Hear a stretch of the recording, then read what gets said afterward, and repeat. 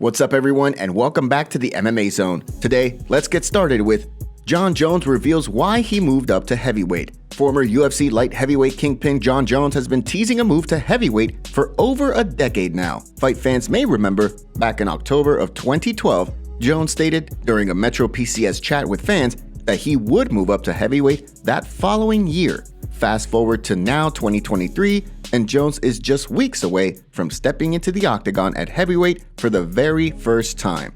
With an incredibly tough test in front of him in Ciryl Gane, Jones' debut will likely see him tested as he faces one of the best strikers in the heavyweight division. Given that he has accomplished practically everything one can hope to in the sport and ended his reign at the 205-pound division on top, many questioned what his motivation was to finally return after his 3-year-long hiatus. Although he continued to say that a move to heavyweight was in his plans during that time, many were of the mindset that as time went on, the chances of him returning were diminishing. When outgoing, undisputed heavyweight champion Francis Ngannou and the UFC parted ways, it opened the door for Jones' new massive contract. Besides money, what was it that inspired the move to heavyweight in the first place, though? He spoke in a recent interview on Unlocking the Cage, saying, I stopped studying footage as much. I started just looking forward to another day at the office. The fear was gone. I didn't really fear these guys. And I wasn't happy with my pay either. You know, I was starting to fight guys like Reyes, who had been dreaming of fighting me probably since college, and he was just relatively unknown to the general public. And so I just wanted more. I wanted to be nervous again. I wanted to have fear again. I think fear is healthy, and now we're in this position. You know, with a healthy level of fear, do you think that we'll see a new and improved Jon Jones come March 4th? Or will the layoff and the dominance of Ciryl Gane be too much for the former pound-for-pound kingpin? Drop your predictions in the comments section below. Conor McGregor goes off on UFC fighter. While most of the fight community is anxiously awaiting the return of Conor McGregor, heavyweight standout Tom Aspinall simply is not feeling the hype. Recently, Aspinall stated that he wouldn't mind the Irish star's fight with Michael Chandler being cancelled, given that there are plenty of other fights he's more excited for. That naturally didn't sit too well with McGregor, who was quick to fire back on Twitter with a scathing tweet directed at the English heavyweight, saying, "Mushhead rat, keep your comments to yourself." Aspinall didn't miss a beat, responding to the tweet with one of his own, showing a screenshot where he wrote in his new nickname on his phone. While it sounds as though there's certainly no love lost between McGregor and Aspinall, there are some who believe McGregor's return to the octagon will end up being one of the biggest pay-per-view cards in UFC history. With an entire season of build-up and the high stakes for McGregor as he looks to cement his place alongside the division's top contenders after suffering a horrific leg injury against Dustin Poirier, do you think the pay-per-view card ends up breaking 2 million buys? Give us your thoughts in the comment section below. Aljamain Sterling versus Henry Cejudo targeted for UFC 288. Exciting news surfaced this week that a bantamweight title fight between Aljamain Sterling and Henry Cejudo could be on tap for May 6's UFC 288 card. The bantamweight champion himself, the one and only Funkmaster, broke the news himself on his own YouTube channel before several other sources confirmed the news. According to reports, the fight has been verbally agreed to, and contracts are expected to be signed sooner rather than later. Sterling spoke about the fight, explaining why he cannot wait for the matchup between he and Triple C, while also breaking down how things could potentially play out. And I think the wrestling might cancel each other out. We will see. If I'm able to actually ragdoll him, we're gonna figure out in the first 5 minutes, and then from there we'll figure out if we want to waste a ton of energy grappling, or do we want to put these to the test and show the world what high-level grapplers can actually do when it comes to striking. I know you guys were impressed with Usman versus Colby Covington. That was a striker's delight, and I would not. If the fight is finally made official, how do you see things playing out come May 6th? Drop your predictions in the comments section below.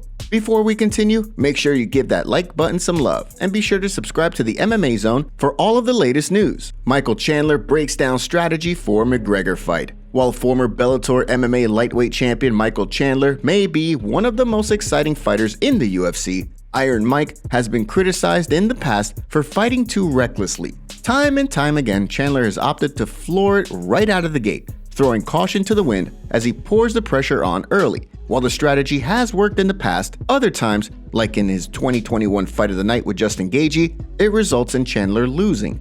As his UFC record sits at 2-3, many have wondered whether Chandler will opt for a more conservative approach when it comes to his upcoming bout with Conor McGregor. During a recent video released on his YouTube channel, Chandler broke down how he sees the fight playing out, saying, Conor and I fighting later this year.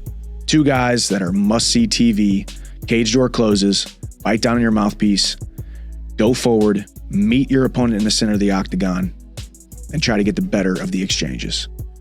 Win, lose, or draw, you're going to be on the edge of your seat. So I'm so freaking pumped. Do you think Chandler's pressure style is going to work against McGregor? Or will the Irish superstar put on a performance reminiscent of his fight with Eddie Alvarez? Give us your predictions for the fight in the comments section below. Khamzat Chimaev has no plans to fight during Ramadan. Many fans have been anxiously awaiting news on when streaking two-division contender Khamzat Chimaev could return to the octagon. After rattling off two big victories last year, many hoped the Chechen Swede would return to the octagon sooner rather than later, whether it be at middleweight or welterweight. Unfortunately, despite reports of a #1 contender fight between Chimaev and Colby Covington being in the works, nothing came to fruition. Earlier this year, Gilbert Burns claimed that he heard Chimaev was moving up to middleweight full-time after his UFC 279 fight week weigh-in debacle. Despite the update, there was no word on when Chimaev could potentially compete again. This week, reports emerged that the undefeated contender would be sitting out all of Ramadan, ruling him out for any potential fights in March and April. When he does return, should he in fact make the move to middleweight?